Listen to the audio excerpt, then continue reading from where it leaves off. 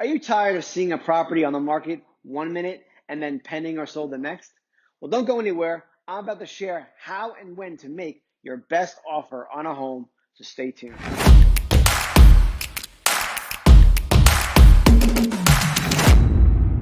Hey guys, it's Tony Sicaro with Tony Sicaro, Tampa Real Estate.com and Tagger Realty.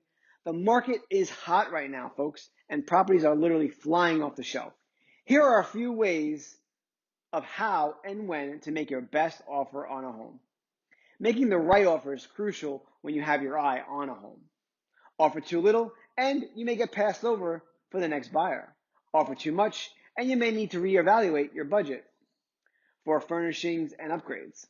This can be one of the most challenging parts of buying a new property. Want to make sure you have a strong offer at a price you can afford? Well, here's when you might want to offer above, below, and at list price. At listing price.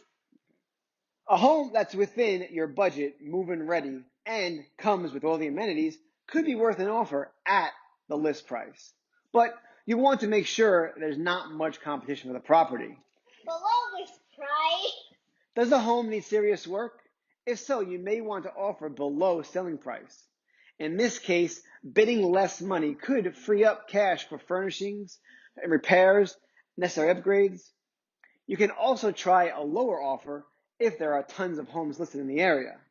Get in touch to learn more about properties in your area of your desired neighborhood.